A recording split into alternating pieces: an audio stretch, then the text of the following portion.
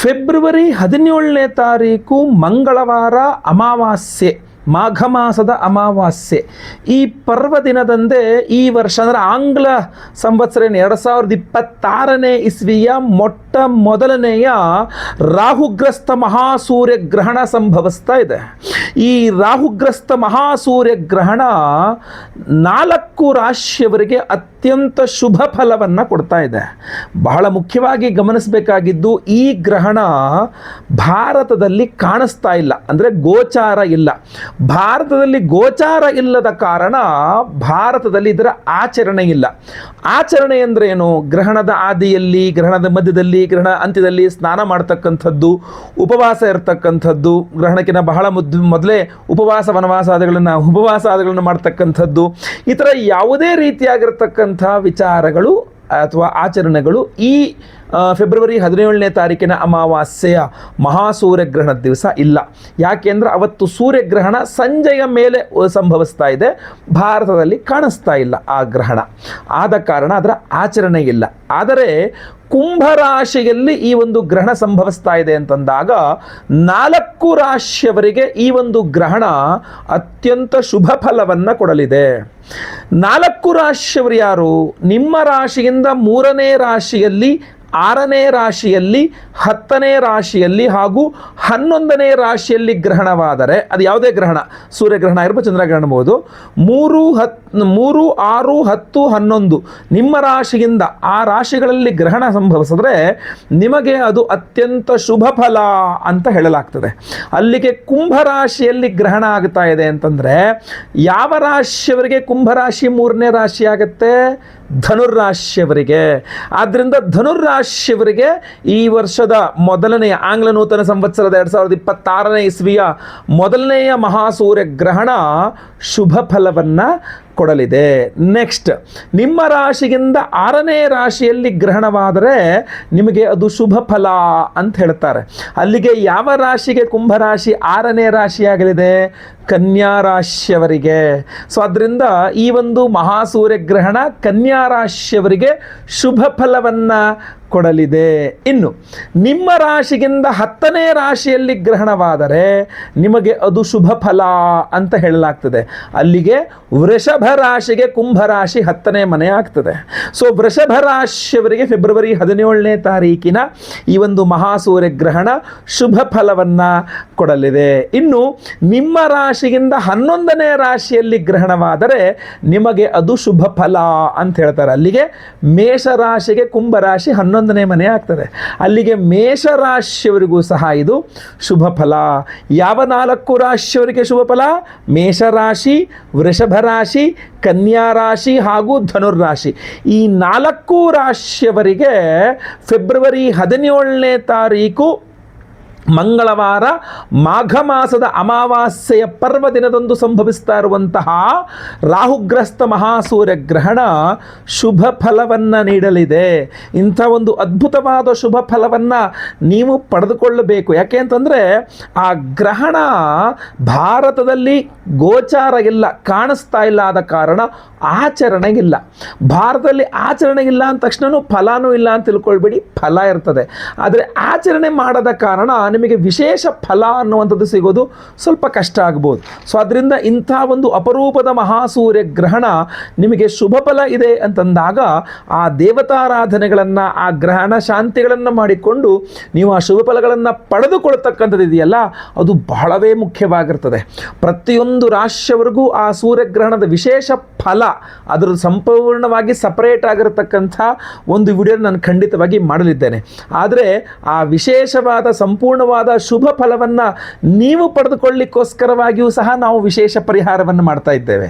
February 17ನೇ ತಾರೀಕು ಮಂಗಳವಾರ ಅಮಾವಾಸ್ಯೆ ಮಹಾಸೂರ್ಯ ಗ್ರಹಣದ ದಿವಸವೇ ನಮ್ಮ ಯಾಗಶಾಲೆಯಲ್ಲ, ಉತ್ತರದ ನೇಪಾಳದ ಪಶುಪತಿನಾಥನ ಸನ್ನಿಧಾನದಲ್ಲಿ ಜ್ಯೋತಿರ್ಲಿಂಗ ಸ್ವರೂಪಿ ಪಶುಪತಿನಾಥನ ಸನ್ನಿಧಾನದಲ್ಲಿ ಈ ಬಾರಿಯ ನಮ್ಮ ವಿಶೇಷವಾದಂತಹ ದೇವತಾರಾಧನೆಗಳನ್ನು ನಾವು ಪ್ಲಾನ್ ಮಾಡಿರ್ತಕ್ಕಂಥದ್ದು.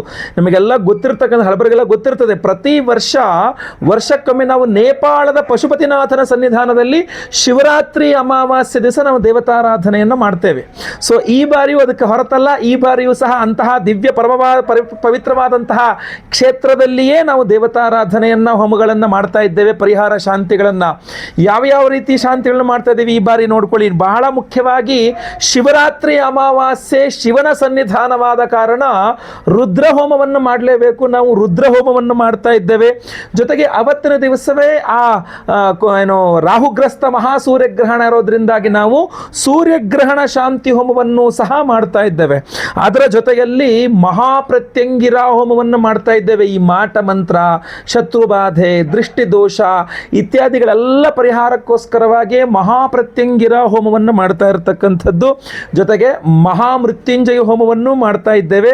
ಜೊತೆಗೆ ಈ ಬಾರಿ ಬಹಳ ಪ್ರಮುಖವಾಗಿ ಇಂದ್ರಾಷ್ಟ ದಿಗ್ಬಂಧನ ಹೋಮ ಅಂತ ಒಂದು ವಿಶೇಷವಾದಂತಹ ದಿಗ್ಬಂಧನ ಹೋಮವನ್ನು ಮಾಡ್ತಾ ಇದ್ದೇವೆ. ಇದೆಲ್ಲ ಮಾಡಿ ವಿಶೇಷವಾದಂತಹ ಪ್ರಸಾದವನ್ನು ಕೊಡ್ತಾ ಇರತಕ್ಕಂಥದ್ದು ನಾವು ಯಾವುದಪ್ಪ ಅಂತಂದರೆ ಈ ಒಂದು ವಿಶೇಷವಾಗಿರತಕ್ಕಂಥ ಪ್ರಸಾದ. ಇದು ಮಹಾರುದ್ರ ತ್ರಿಶಕ್ತಿ ಮಾಲೆ. ಇದರಲ್ಲಿ 3 ವಿಧದ ವಿಶೇಷವಾದಂತಹ ಒಂದು ದ್ರವ್ಯಗಳಿದೆ. ಇದರ ಒಂದು ಬಂದು ಕರುಂಗಾಲಿ ಮಾಲೆ, ಎಲ್ಲರಿಗೂ ಗೊತ್ತಿರತಕ್ಕಂಥ, ನಾವು ಈ ಹಿಂದೆ ಸಹ ಕೊಟ್ಟಿದ್ದೇವೆ ಕರುಂಗಾಲಿ ಮಾಲೆ ಅಂಥೇಳಿ. ಎರಡನೆಯದು ವ್ಯಾಘ್ರನೇತ್ರ ರತ್ನ ಮಾಲೆ, ವ್ಯಾಘ್ರನೇತ್ರ ರತ್ನ ಮಣಿಗಳು. ಇನ್ನು ಮೂರನೇದು ಜ್ವಾಲಾಮುಖಿ ರತ್ನಗಳು. ಸೊ 3 ಅದ್ಭುತವಾದಂತಹ ತ್ರಿಶಕ್ತಿಗಳನ್ನು ಸೇರಿಸಿರ್ತಕ್ಕಂಥದ್ದು. ಒಂದು ಕರುಂಗಾಲಿ, ಇನ್ನೊಂದು ವ್ಯಾಘ್ರನೇತ್ರ ರತ್ನ ಹಾಗೂ ಇನ್ನೊಂದು ಜ್ವಾಲಾಮುಖಿ. ಈ ಒಂದು ವಿಶೇಷವಾದಂತಹ ತ್ರಿಶಕ್ತಿ ಮಾಲೆಯನ್ನು ರುದ್ರ ತ್ರಿಶಕ್ತಿ, ಮಹಾರುದ್ರ ತ್ರಿಶಕ್ತಿ ಮಾಲೆ ಇದು.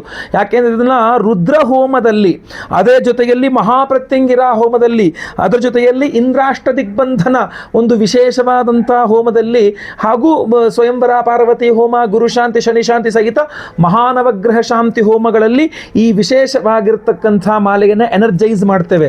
ನೆನಪಿಟ್ಕೊಳ್ಳಿ, 3 ವಿಶೇಷವಾದಂತಹ ರತ್ನಗಳಿದೆ. ಇದರಲ್ಲಿ ಕರುಂಗಾಲಿನೂ ಇದೆ, ಇದರಲ್ಲಿ ಜ್ವಾಲಾಮುಖಿನೂ ಇದೆ. ಏನು ಭೂಗರ್ಭದಿಂದ ಜ್ವಾಲಾಮುಖಿ ಸ್ಫೋಟಗೊಂಡು ಲಾವಾ ರಸ ಹೊರಬರುತ್ತಲ್ಲ, ಆ ಜ್ವಾಲಾಮುಖಿ ರತ್ನವೂ ಇದೆ. ಇದರಲ್ಲಿಯೇ ವಿಶೇಷವಾಗಿ ವ್ಯಾಘ್ರನೇತ್ರ ರತ್ನವೂ ಸಹ ಇದೆ. ಸೊ ಈ ಒಂದು ಅದ್ಭುತವಾದಂತಹದ್ದು ಮಹಾಪ್ರತ್ಯಂಗಿರಾ ಹೋಮದಲ್ಲಿ ಎನರ್ಜೈಸ್ ಆದಾಗ ಮಾಟಮಂತ್ರ, ದೃಷ್ಟಿದೋಷ, ಶತ್ರುಬಾಧೆಗಳನ್ನು ಪರಿಹಾರ ಮಾಡಿಕೊಳ್ಳುತ್ತೆ. ವ್ಯಾಘ್ರನೇತ್ರ ರತ್ನವೂ ಇರೋದ್ರಿಂದಾಗಿ ಇದು ನಿಮ್ಮ ದೃಷ್ಟಿದೋಷಾದಿಗಳನ್ನು ಪರಿಹಾರ ಮಾಡಿಕೊಡುತ್ತೆ. ಇದರಲ್ಲಿ ಜ್ವಾಲಾಮುಖಿ ರತ್ನ ಇರೋದ್ರಿಂದ ಇಂದ್ರಾದ್ಯಷ್ಟ ದಿಕ್ಪಾಲಕ, ವಿಶೇಷವಾದ ಇಂದ್ರಾಷ್ಟ ದಿಕ್ಪಾಲಕ ಹೋಮಗಳಲ್ಲಿ ಇದು ಎನರ್ಜೈಸ್ ಆಗೋದ್ರಿಂದಾಗಿ ನಿಮಗೆ ದಿಗ್ಬಂಧನ, ಒಂದು ನೆಗೆಟಿವ್ ಎನರ್ಜೀಸ್ ಹೊರಗೋಗಬೇಕು, ಇನ್ನೊಂದು ದಿಗ್ಬಂಧನದಿಂದ ಯಾವುದೇ ನೆಗೆಟಿವ್ ಎನರ್ಜೀಸ್ ನಿಮ್ಮನ್ನು ತಾಕಬಾರದು. ಅಂತಹ ಅದ್ಭುತವಾದಂತಹ ಈ ಒಂದು ಮಾಲೆಯನ್ನು ಶಿವರಾತ್ರಿ ಅಮಾವಾಸ್ಯೆ ಮಹಾಸೂರ್ಯಗ್ರಹಣ ಪರ್ವ ದಿನದಂದು ನೇಪಾಳದ ಪಶುಪತಿನಾಥನ ಸನ್ನಿಧಾನದಲ್ಲಿ ಇದನ್ನು ಎನರ್ಜೈಸ್ ಮಾಡಿ ನಾವು ನಿಮಗೆ ಕೊಡ್ತಾ ಇರ್ತಕ್ಕಂಥದ್ದು, ಕಳಿಸ್ಕೊಡ್ತಕ್ಕಂಥದ್ದು. ಇದನ್ನೇ ಅಲ್ಲಿಗೆ ತೆಗೆದುಕೊಂಡು ಹೋಗಿ ಅಲ್ಲೇ ಎಲ್ಲ ಎನರ್ಜೈಸ್ ಮಾಡಿ ಮತ್ತೆ ವಾಪಸ್ ಅಲ್ಲಿಂದ ತಂದು ನಾವು ನಿಮಗೆ ಕಳಿಸ್ಕೊಡ್ತೇವೆ. ಫೆಬ್ರವರಿ 17ನೇ ತಾರೀಕು ಮಂಗಳವಾರವೇ ಹೋಮ ಇರತಕ್ಕಂಥದ್ದು. ನಾನು ಮತ್ತೆ ಪುನಃ ವಾಪಸ್ ಅಲ್ಲಿಂದ ಬಂದು ನಾವಿಲ್ಲಿ ಪ್ರಸಾದವನ್ನು ಕೊಟ್ಟು ನಾವು ನಿಮಗೆ ಇದನ್ನು ಕಳಿಸ್ಕೊಡ್ತಕ್ಕಂಥದ್ದಾಗಿರ್ತದೆ. ಈ ಸಮಯವನ್ನು ನೀವು ಗಮನಿಸಬೇಕು. ನಾನು ಯಾವುದೋ ಪಕ್ಕದ ಊರಿಗೋ, ಪಕ್ಕದ ಜಿಲ್ಲೆಗೋ, ಪಕ್ಕದ ರಾಜ್ಯಕ್ಕೆ ಹೋಗ್ತಾ ಇಲ್ಲ, ಪಕ್ಕದ ದೇಶಕ್ಕೆ ಹೋಗ್ತಾ, ಇನ್ನೊಂದು ದೇಶಕ್ಕೆ ಹೋಗ್ತಾ ಇರತಕ್ಕಂಥದ್ದು. ಸೊ ಅದರಿಂದಾಗಿ ಆ ದೇಶ ಅಂದರೆ ನೇಪಾಳ ದೇಶದಲ್ಲಿ ನಮ್ಮ ಜ್ಯೋತಿರ್ಲಿಂಗ ಅಂತಂದರೆ ಜ್ಯೋತಿರ್ಲಿಂಗದ ಇನ್ನೊಂದು ಭಾಗ ಅಂತ ಹೇಳ್ತಾರೆ, ಮುಖ ಭಾಗ ಅಂತ ಹೇಳ್ತಾರೆ ಪಶುಪತಿನಾಥನನ್ನ. ಇಲ್ಲಿ ಬೆನ್ನಿನ ಭಾಗ ಬಂದು ಕೇದಾರನಾಥ, ಮುಖ ಭಾಗ ಬಂದು ಪಶುಪತಿನಾಥ ಅಂತ ಹೇಳ್ತಾರೆ. ಆ ಪಶುಪತಿನಾಥ ಜ್ಯೋತಿರ್ಲಿಂಗದ ಸನ್ನಿಧಾನದಲ್ಲಿ ಶಿವರಾತ್ರಿ ಅಮಾವಾಸ್ಯೆ ಮಹಾಸೂರ್ಯಗ್ರಹಣದ ಒಂದು ವಿಶೇಷ ಪರ್ವ ದಿನದಂದೇ ಈ ವಿಶೇಷವಾದಂತಹ ಮಾಲೆಯನ್ನು ಎನರ್ಜೈಸ್ ಮಾಡಿ ಪ್ರತಿಯೊಬ್ಬರಿಗೂ ಸಹ ಕೊಡ್ತಾ ಇದ್ದೇವೆ. ಈ ಒಂದು ಅದ್ಭುತವಾದಂತಹ ಮಹಾರುದ್ರ ತ್ರಿಶತಿ ವಿಶೇಷ ಮಾಲೆಯನ್ನು ದಯವಿಟ್ಟು ನೀವು ಮಿಸ್ ಮಾಡ್ಕೊಳ್ಳೋಕೆ ಹೋಗ್ಬಿಡಿ. ಸಂಕಲ್ಪ ಸೇವೆಗೆ ಹೆಸರು ಕೊಟ್ಕೊಳ್ಳಿ. ಸ್ಕ್ರೀನ್ ಮೇಲೆ ಕಾಣ್ತಾ ಇರ್ತಕ್ಕಂಥ ನಂಬರ್ಗೆ ನಿಮ್ಮ ಹೆಸರು, ಗೋತ್ರ ಗೊತ್ತಿದ್ರೆ, ನಕ್ಷತ್ರ ಗೊತ್ತಿದ್ರೆ, ರಾಶಿ ಗೊತ್ತಿದ್ರೆ ಬೇಗ ಬೇಗ ವಾಟ್ಸಪ್ ಮಾಡ್ಕೊಳ್ಳಿ. ಲೈವಲ್ಲಿ ನೇಪಾಳದಲ್ಲಿ ನಿಮ್ಮ ಹೆಸರು ಸಂಕಲ್ಪ ಆಗ್ತಕ್ಕಂಥದ್ದು ನೀವು ಇಲ್ಲೇ ಕೂತ್ಕೊಂಡು ನಿಮ್ಮ ಮನೆಯಲ್ಲಿ ನೋಡ್ಕೊಳ್ಬಹುದಾಗಿರ್ತದೆ. ನೇಪಾಳದಲ್ಲಿ ನಾನು ಸಂಕಲ್ಪ ಮಾಡ್ತಾ ಇರ್ತೇನೆ, ಹೆಸರು ನಾನೇ ಕೂತ್ ಸಂಕಲ್ಪ ಮಾಡ್ತೇನೆ. ನೀವು ಇಲ್ಲಿ ನಿಮ್ಮ ಮನೆಗಳಲ್ಲಿ ಕೂತ್ಕೊಂಡು ನಿಮ್ಮ ಹೆಸರು ಅಲ್ಲಿ ಸಂಕಲ್ಪ ಆಗೋದು ನೀವು ಲೈವಲ್ಲಿ ನೋಡಬಹುದಾಗಿರ್ತದೆ. ಎಲ್ಲ ಹೋಮಗಳನ್ನು ನಾವು ನೇಪಾಳದಲ್ಲಿ ಮಾಡುವ ಎಲ್ಲ ಹೋಮಗಳನ್ನು ನೀವು ಇಲ್ಲೇ ಕೂತ್ಕೊಂಡು ಲೈವ್ ನೋಡಬಹುದು. ಎಲ್ಲ ಹೋಮಗಳ ಭಸ್ಮ, ಕುಂಕುಮಾರ್ಚನೆ, ಕುಂಕುಮ ಪ್ರಸಾದ್ ಜೊತೆಗೆ ಈ ವಿಶೇಷವಾದಂತಹ ಮಹಾರುದ್ರ ತ್ರಿಶಕ್ತಿ ಒಂದು ಮಾಲೆಯನ್ನು ನಾವು ಅಲ್ಲಿಂದ ಎನರ್ಜೈಸ್ ಮಾಡ್ಕೊಂಡು ತೊಗೊಂಡಿರ್ತಕ್ಕಂಥ ನಿಮಗೆ ಸ್ಪೀಡ್ ಪೋಸ್ಟಲ್ಲಿ ಕಳಿಸ್ಕೊಡ್ತೇವೆ. ಸೊ ದಯವಿಟ್ಟು ಸ್ಕ್ರೀನ್ ಮೇಲೆ ಕಾಣುವಂಥ ನಂಬರ್ಗೆ ನೀವು ಸಂಕಲ್ಪ ಸೇವೆ ಕೊಟ್ಕೊಳ್ಬಹುದಾಗಿರ್ತದೆ. ಬಹಳ ಲಿಮಿಟೆಡ್ ಆಗಿ ನಾವು ಮಾಲೆ ಮಾಡಿಸಿರ್ತಕ್ಕಂಥದ್ದು. ಸೊ ದಯವಿಟ್ಟು ಬೇಗ ಬೇಗ ನಿಮ್ಮ ವಿವರಗಳನ್ನೆಲ್ಲ ವಾಟ್ಸಪ್ ಮಾಡ್ಕೊಳ್ಳಿ ಸ್ಕ್ರೀನ್ ಮೇಲೆ ಕಾಣ್ತಾ ಇರ್ತಕ್ಕಂಥ ನಂಬರ್ಗೆ. ಹಾಗೂ ಈ ವಿಡಿಯೋನ ಪ್ರತಿಯೊಬ್ಬರಿಗೂ ರೀಚ್ ಆಗೋ ಥರ ದಯವಿಟ್ಟು WhatsApp, Facebook, messenger, Telegram, Instagram ಎಲ್ಲ ಕಡೆ ಸಾಮಾಜಿಕ ಜಾಲತಾಣಗಳಲ್ಲಿ ವಿಡಿಯೋನ ಶೇರ್ ಮಾಡಲಿಕ್ಕೆ ಮರಿಬೇಡಿ. ನೀವಿನ್ನು ಸಬ್ಸ್ಕ್ರೈಬ್ ಮಾಡ್ಕೊಂಡಿನ ಚಾನಲ್ ಅಂದರೆ ದಯವಿಟ್ಟು ಕೆಳಗಡೆ ಸಬ್ಸ್ಕ್ರೈಬ್ ಅಂತ ಬಟನ್ ಅಂತೆ ಸಬ್ಸ್ಕ್ರೈಬ್ ಮಾಡಿಕೊಂಡು ಬೆಲ್ ಬಟನ್ ಹೊತ್ಕೊಂಡು ಆಲ್ ಅಂತ ಮಾಡಲಿಕ್ಕೆ ಮರಿಬೇಡಿ. ಫೇಸ್ಬುಕ್ಕಲ್ಲಿ ನೋಡ್ತಾ ಇದ್ದೀರಾ, ನಮ್ಮ ಪೇಜನ್ನು ಫಾಲೋ ಮಾಡಲಿಕ್ಕೆ ದಯವಿಟ್ಟು ಮರಿಬೇಡಿ. ಮುಂದುವರೆದಲ್ಲಿ ಮತ್ತೆ ಪುನಃ ಸಿಗ್ತಾನೆ. ಎಲ್ಲರಿಗೂ ಸಹ ಒಳ್ಳೆಯದಾಗಲಿ. ಲೋಕ ಸಮಸ್ತ ಸುಖಿನೋ ಭವಂತು. ನಾರಾಯಣ ನಾರಾಯಣ ನಾರಾಯಣ.